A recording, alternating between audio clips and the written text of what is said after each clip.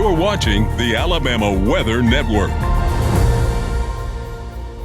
Here's your weather briefing for this Sunday. It is November the 16th, 2025. I'm meteorologist Bill Murray, and we've got dense fog advisories for South Alabama. Early this morning, they'll burn off.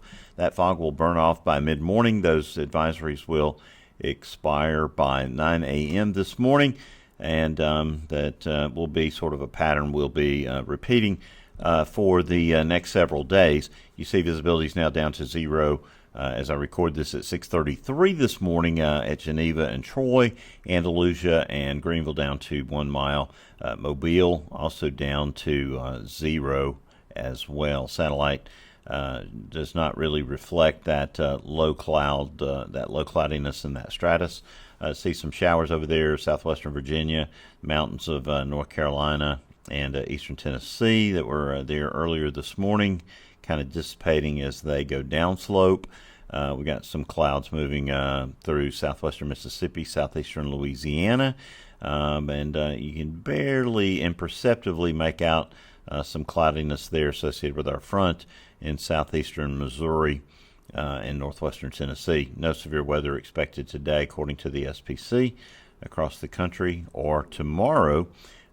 Excessive rainfall is the problem for the Pacific or for the southwestern United States, the southwestern coast of California, where we've got excessive rainfall there.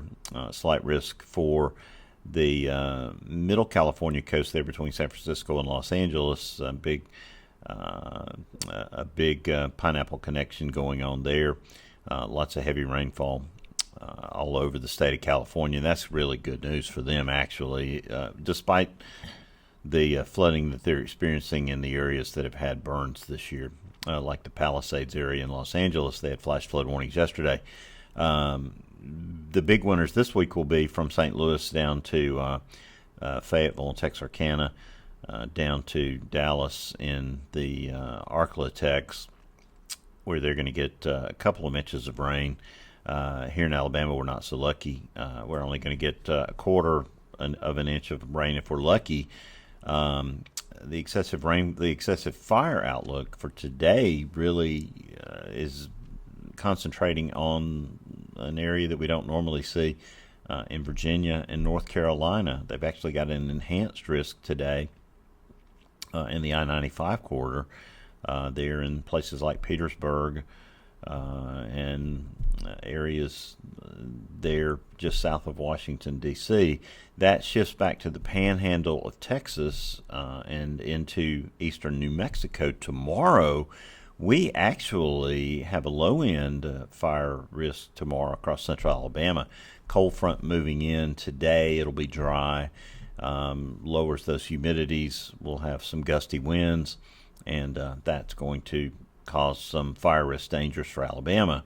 500 millibar heights show a building ridge over Alabama. I wanted to show you this first starting tomorrow morning because we'll have a northwesterly flow aloft, some cold air advection bringing in chillier temperatures. You'll notice it in the morning over the northern half of Alabama, temperatures in the 40s and 30s, really north of the Tennessee River.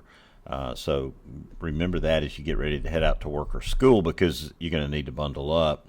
But quickly ridging builds in. We'll be back above normal even by tomorrow afternoon in a lot of places over South Alabama. They really never notice the difference. But 70s area-wide by Tuesday, Wednesday, 80s common Wednesday, Thursday, Friday over South Alabama. You see that ridging building, and you see why we're going to be in near-record territory in some places. Thursday, the ridge begins to shift to the east in response to this burgeoning trough to the west, and you see it's gradually building momentum to come east. We're in a deep southwesterly flow by Friday that's going to be increasing our moisture and gradually allowing a cold front to move our way. You see that big upper low there near Dallas over the weekend, and it's going to spell trouble for Thanksgiving week. Here's the short-range forecast. The cold front lying over central Alabama this morning.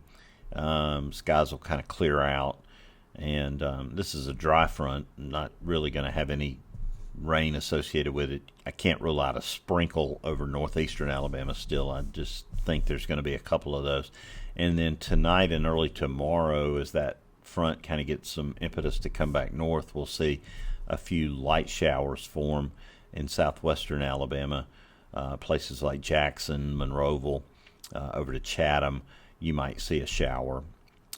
Lifting back to the north, Monday night, you could see a shower, mainly inland sections, Atmore, over to Florala, into the Panhandle. Warm front coming back north Monday night. Dew points will surge back into the 50s. And you see, we're going to deal with showers. And I put them back in the forecast really starting Wednesday. I didn't do this for Tuesday. The GFS has a few showers in the Tennessee Valley Tuesday. I waited till Wednesday, but it's going to become cloudy over the northern half of the state. A few showers over the Tennessee Valley as those disturbances zip by. You see here by Thursday morning, we've got low pressure there near Kansas City. It's just a continual stream of disturbances that could trigger a few showers. They're going to be mainly in Tennessee, but I can't rule out a few of them getting down into the shoals and into Huntsville. By Friday, that system's working its way into Alabama. Matter of fact, I think I want to back up and kind of walk back through that, through that period there. Here's Friday at 1 o'clock. Showers and thunderstorms at that point are near El Dorado, Arkansas, and Monroe, Louisiana. They're moving into Alabama late Friday night into Saturday morning. The front is, in the I-59 corridor by Saturday morning. It just doesn't look like it's got anything to work with in the way of instability. We've been cloudy by that point. We've had showers. So the chance of lightning is fairly low. Still, we'll be watching it. You never know. But it looks like a disturbance comes along, according to the GFS, by, early Sunday and, spins up over South Alabama. And that might be something we have to watch for the possibility of stronger thunderstorms. So that would be a week from today on Sunday. If that develops, we'll have to refine our forecasts a lot because that would be heavier rain and stronger storms. But then we're getting into Thanksgiving week here. This is Monday, 8 days from now. And, getting into Tuesday the 25th, people are starting to travel. You see snow up in the upper Midwest. A front coming down through the Plain States could be affecting hubs like Kansas City, over to Oklahoma City and Dallas. Snow out in the west in Denver. You could have unsettled weather in Los Angeles.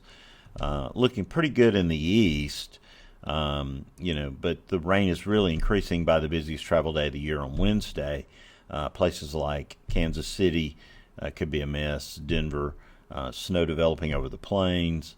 You get the look that, we could be having problems across the middle of the country. Here in Alabama, we're in pretty good shape on Wednesday the 26th. Watching the line of thunderstorms on Thanksgiving heading our way. Looks like it gets in here on on Black Friday. And this has a stormy look. I know, this look, the European look, looks pretty significant for strong thunderstorms. So we're going to be watching. So, just keep in the back of your mind that sometime that Friday, the Black Friday and the Saturday, which will be Iron Bowl Saturday, could be severe weather type possibilities. Now, it's way out there, obviously. We're talking almost 2 weeks away. And so we've got plenty of time to think about this. And these are just a couple of model runs, but, this makes sense. Front moving through Saturday the late Saturday the 29th by the GFS. It's a little slower on the European. We'll see how the runs come in today. Clearing on the 30th, and we go out to the end of the period here. But we're way out on a limb on Tuesday, December the 2nd. We're, looking dry and cooler at this point. Rainfall outlook, though, in the 7 days is not hopeful.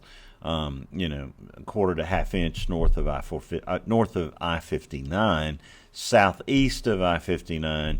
Be lucky to get a quarter inch south of I-65 and I-85 in the southeastern part of Alabama. Lucky to get 1/100 of an inch of rain. 7-day forecast. I did go back and put in at least 10% chances of rain for Wednesday and Thursday over the northern half of the state.